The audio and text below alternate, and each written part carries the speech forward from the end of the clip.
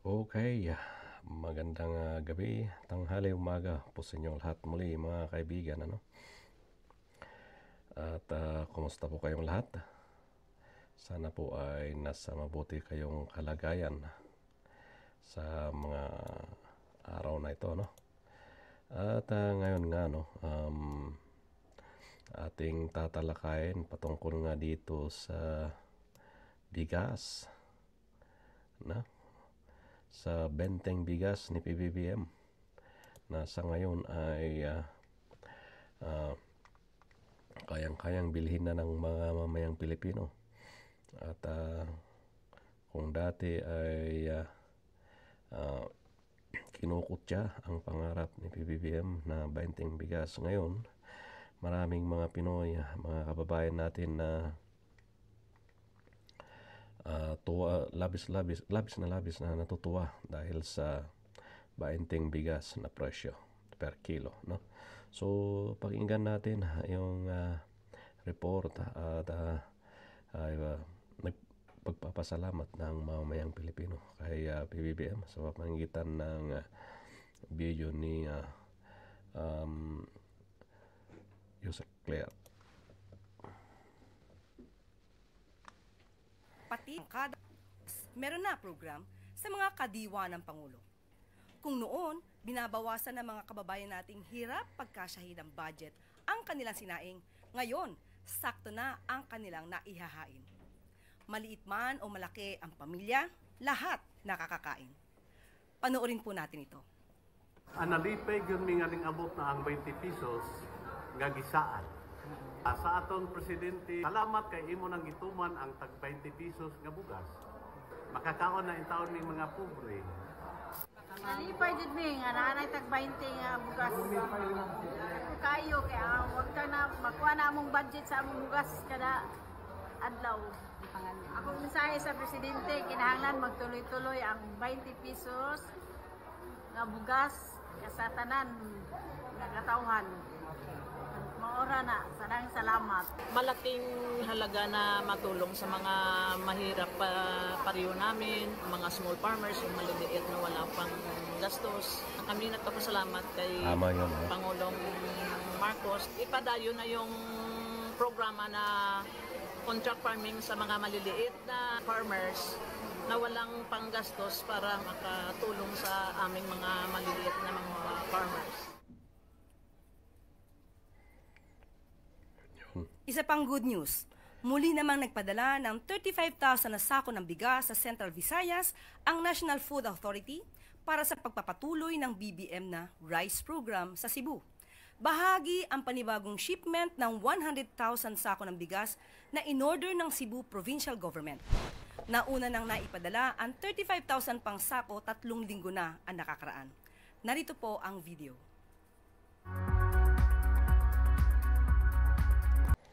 So, ganun nga, may panibagong mga sakong bibigay ulit doon sa Visayas. At salamat kay PBBM sa kanyang programa o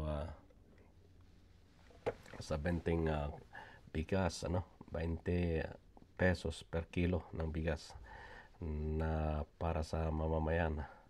Sabi nga kung noon pangarap lang, ngayon ay tinatamasa na ng taong bayan. Sa likod ng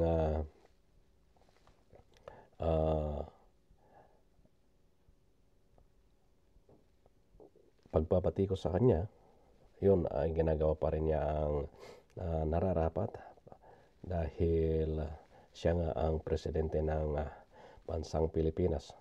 Kaya yun ang pinagpapasalamat natin din sa kanya.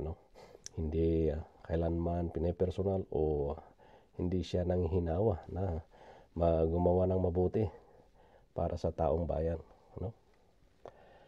Kaya tayo po ay nagpapasalamat at hindi lang bigas, yung kanyang mga programa, marami pa. Yun yung pagbibigay nga niya ng lupa't bahay din, pabahay.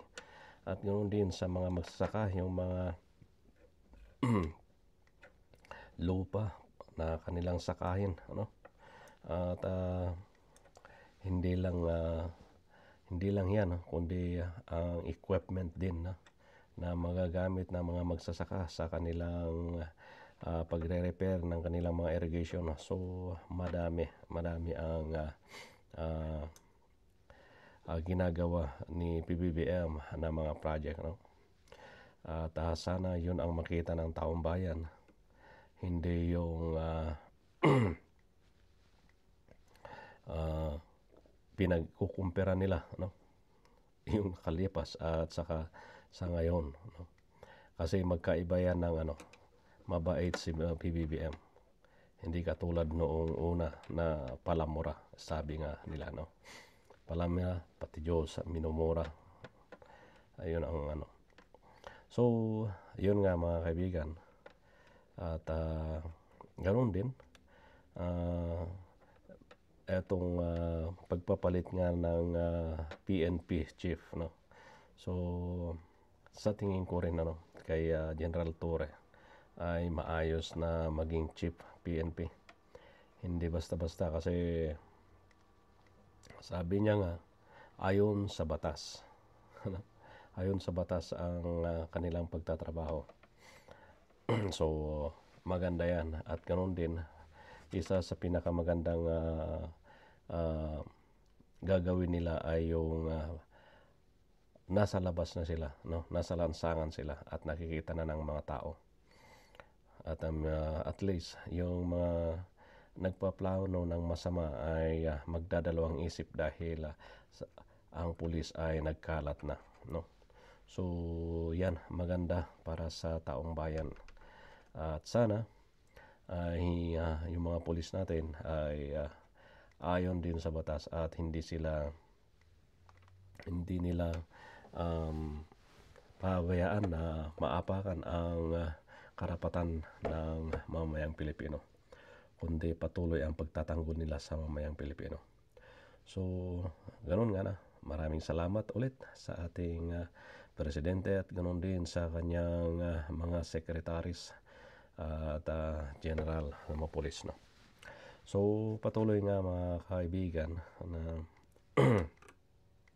kahit mamayang Pilipino dapat ay makipagtulungan din, no, sa gobyerno, lalo na dito ngayon, ulit dito sa West Philippine Sea. Patuloy ang pambubuli ng China at dapat huwag tayong matakot, kasi ang China naninindak lang yan. Takot din yan na makipaggera, kasi masisira ang kanilang ekonomiya kung makipaggera yan, kasi masanksyon yan, masasanksyon, babalik sila ulit sa dati. So huwag tayong matakot bilang Pilipino, paglaban natin ang atin. Yun yung dyan. So maraming salamat at sa susunod ulit na ating video. At ganoon din, kung hindi pa po kayo nakapag-subscribe, subscribe na po at pindutin ang notification bell. Ganoon din ang comment sa baba. Huwag kalimutan kung ano po yung mga masasabi rin patungkol dito sa benteng bigas ni PBBM. Okay? So maraming salamat and God bless.